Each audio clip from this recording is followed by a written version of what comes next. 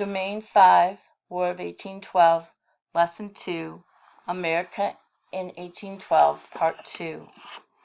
After the Revolutionary War, each of the three first presidents of the United States wanted the United States and Great Britain to be friends again. Even before the Napoleonic Wars began, George Washington had tried to establish a peaceful relationship with the British. Under his leadership, the United States and Great Britain signed a treaty called Jay's Treaty.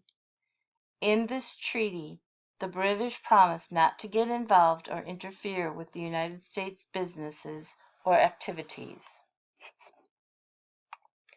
During this time, one of the most common ways for two countries to maintain a good relationship was to trade with each other. The United States sent flour and tobacco and other goods to Great Britain. Great Britain sent tea and manufactured goods to America.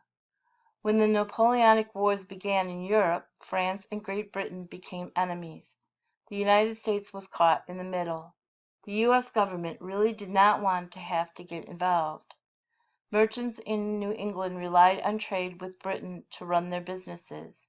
France had helped America during the Revolutionary War. The United States wanted to keep that friendship too. However, when U.S. ships and cargo and sailors were being threatened, especially by the British, the United States could not ignore it. In 1807, while Thomas Jefferson was president, something happened at sea that made many Americans very angry with the British. As they often did, a British ship stopped a U.S. ship at sea. The American ship was the USS Chesapeake.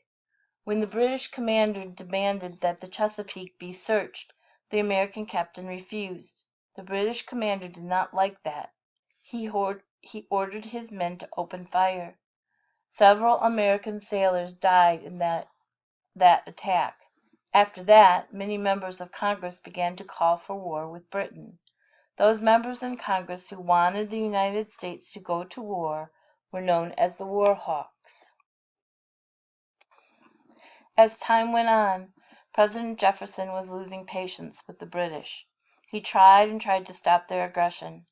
In response to the attack on the USS Chesapeake, Thomas Jefferson passed the Embargo Act of 1807. The Embargo Act stated that U.S. ports would be closed to foreign ships, especially British ships. This meant that there would be no more trade with Britain. The U.S. government hoped that Britain would lose so much money that they would be forced to change their ways. However, the Embargo Act caused more problems for American farmers and merchants in New England and New York than it did for the British. Britain simply traded with other nations, but the coastal New England towns depended upon trade with Great Britain. The merchants there were losing money by not being able to send or receive goods. In the end, the United States had to abandon the Embargo Act. You might think that what was happening at sea was enough to drive the United States to war with Great Britain. But there were even more problems on American land. Even though Britain had lost the 13 colonies to America, it still had control of land in the northern Great Lakes region and the northwestern territories. Britain also controlled part of what is now Canada. The British had forts and outposts along the United States and Canadian border. Most Americans during this time were farmers. Many settlers were moving west in search of land to farm.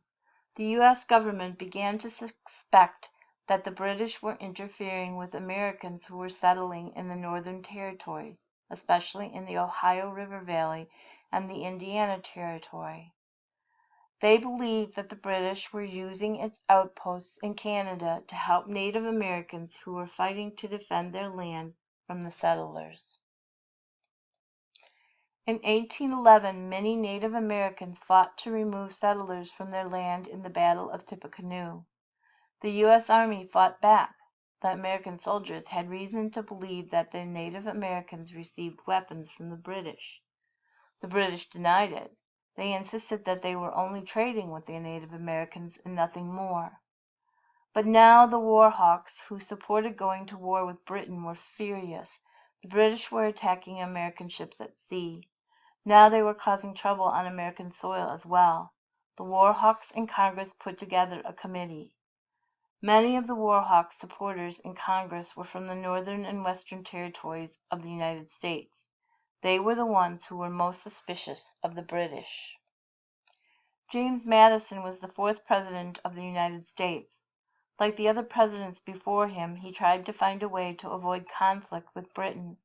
He knew that the United States was still a young nation with less than 8 million people. He knew that they did not have a large army or navy. But the war hawks believed that if the United States was going to fight Britain, now was the time. Britain was busy fighting the Napoleonic Wars. It would not have enough soldiers, sailors, and ships to fight the United States too. Some Americans thought that winning a war with Britain might also be an opportunity to gain more land. There was land to the north and to the south that they wanted. Finally, the war hawks wanted to prove that the United States was a strong country. Still, President Madison did not want to rush into war. He continued to ask the British government to stop interfering with U.S. ships and to stop trading with and arming Native Americans. However, the British continued to ignore the President's requests. With the war hawks demanding war, James Madison finally agreed. On June 18, 1812, the United States declared war on Great Britain.